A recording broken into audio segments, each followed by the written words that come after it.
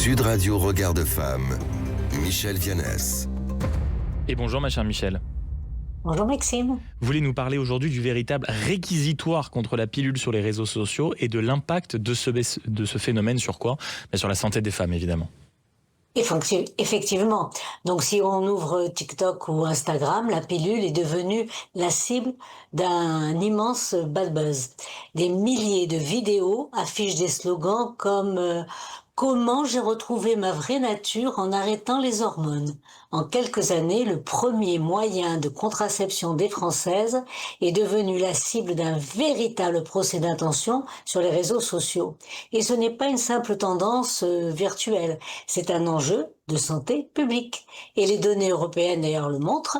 En Allemagne et au Danemark, des études sur cette désinformation montrent que ça a provoqué une chute spectaculaire de l'usage de la pilule chez les jeunes femmes et bien souvent remplacée par des méthodes dites naturelles, mais très peu fiables, voire par aucune protection. Et en France, les chiffres de l'adresse confirment également ce recul de la contraception orale. Choisir ou changer de méthode, c'est un droit absolu. Et ce choix s'accomplit désormais dans un vide informationnel inquiétant qui expose justement les jeunes filles à des grossesses non voulues, faute d'une information scientifique rigoureuse. Mais on a du mal à comprendre quand même, ma chère Michel, pourquoi la parole de ces utilisatrices ou de ces influenceuses ont pris le dessus sur celle des médecins. Eh bien, comme vous le savez pertinemment, parce que les algorithmes carburent à l'émotion et au sensationnel. Et on assiste à une inversion totale des valeurs. D'un côté, la parole médicale, validée par des décennies de science et de pharmacovigilance, est complètement disqualifiée, jugée patriarcale ou vendue à l'industrie. Et de l'autre, le récit d'une influenceuse bien-être ou d'une coach en hormones tout autoproclamé, sans aucun bagage scientifique, s'est érigé en vérité absolue. C'est le règne de la pseudo-contre-expertise. On présente un cas particulier comme une loi générale. J'ai arrêté la pilule, mon corps revit, donc la pilule est un poison pour toutes. C'est une imposture méthodologique. Ce qui est vrai pour une personne, ça l'est pas pour la population générale.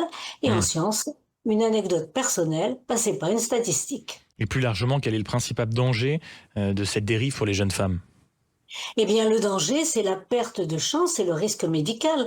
En délégitimant les professionnels de santé, les réseaux sociaux privent les jeunes filles du seul interlocuteur capable d'évaluer leurs facteurs de risque réels, comme le tabagisme ou les antécédents de thrombose. La pilule, bien sûr, c'est pas un bonbon et elle a des effets secondaires. Mais ces risques doivent être discutés, dans le secret d'un cabinet médical, de manière individualisée et non sur un fil d'actualité totalement biaisé. Reprendre justement le contrôle de son corps et préserver son autonomie, ce n'est pas obéir à des algorithmes qui profitent de nos peurs. C'est s'appuyer sur des faits scientifiques pour faire un choix libre, sûr et véritablement éclairé.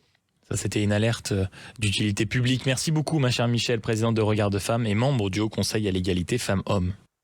Merci Maxime.